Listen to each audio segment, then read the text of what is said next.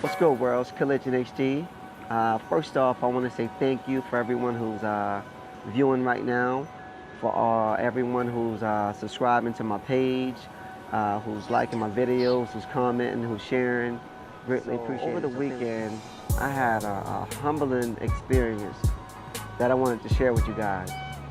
On Saturday, I actually went to a block party, a block cookout on the west side. Shout out to the west side of Spartanburg, to my homeboys. They always throw cookouts every year. This was the third successful cookout, so shout out to them. Shout out to Doug. Shout out to everybody who contributed. Shout out to the live band, the DJs, all the families, all the kids, and everyone who came out to make it successful. So basically, what happened was I was chilling at the cookout, and me and my homeboy Maurice, we wanted to go and get some beer. So we went and got some beer from Bigger Staff. If you're from the west side, you know where that's at. So we came back, and one of my homeboys was about to leave, my homeboy Dion. So I asked him could I borrow his cooler, you know, to keep my beers cold. So he was like, you know, that's cool, you can hold my cooler, and we just link up later, and I'll get my cooler back. So put my beer in the cooler. Within about maybe 20-30 minutes, the cooler was empty. So then my other homeboy, Timmy 2, was like, yo, I'm about to go get another case. So he got another case, put it in the cooler, and then it was like dark, so they started to shut everything down. And so everybody was leaving. So Dion left his cooler with me. He was like, yo, make sure you take care of my cooler. Don't let nobody else get my cooler. And when we were about to leave, Timmy 2 was like, yo, bring the cooler over to my house. And I was like, nah, we can't. I got to take the cooler back to Dion. And he was like, well, I got to get my beer. So I'm like, all right, we'll come over to your house. We'll, you know, drink a couple more beers, and then I'll just take the cooler back to Dion. So we got to Timmy 2 house, chilling out, rapping, talking, politicking, doing what we do, just catching up. And around about maybe 12:31, you know, I decided to go home. Me and my homeboys KP and my homeboy Antball.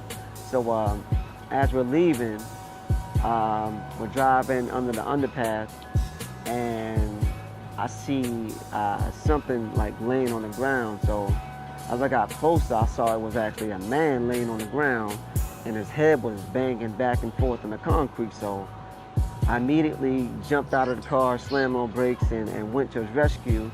And first thing I did was I grabbed his head off the ground because it was banging back and forth, and it was bloody. And I got on my phone, I called 911, and then my homeboy KP got out and grabbed some ice out of the cooler, grabbed a bottle of water, and you know, we kind of like tried to clean him up. I don't know if he got thrown from a car or if someone just beat him up and left him for dead, but his face is all bloody. He was like shaking back and forth, so it looked like he was having a seizure. But luckily we was able to get there to him in the nick of time and help him out. The ambulance came, and they were able to revive him, and before they left, they were able to get his information and get him to talking, because while, you know, we were trying to talk to him, he couldn't talk. It was just like he was just in pain. But I said all that to say this, man. Had not all those situations happened throughout the day, I wouldn't have been there at that right time, at that right place to be able to help him. You know, I just feel like, had I not been there, someone could have found him the next day, you know, dead. So I'm just thankful that, you know, me and my homeboy just happened to be there at the right time to be able to help him. And at the moment it was scary, man. You know, but when it happened, I just, like, something in me just snapped and just like, you know, just go help this guy, you know. And yeah, that's what happened. So what was so amazing about that whole experience was that recently in one of my videos I was talking about some situations that happened where a few people came along throughout my day and I had the opportunity to help them. And I did help them, but I actually hesitated. And I was a little down on myself about that. And then the world was listening, and the world sent someone right back to me. And I'm glad that I was able to respond in the right way. And I was able to help them. So when you ask for something, be prepared for it.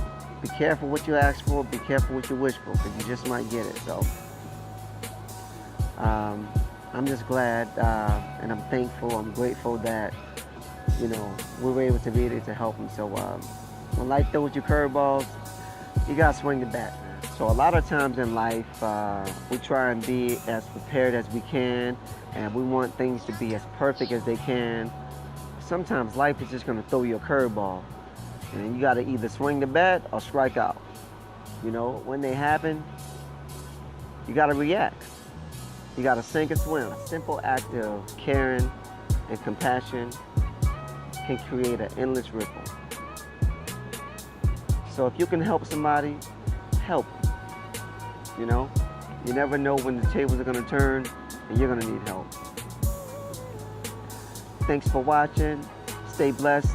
Let's move forward.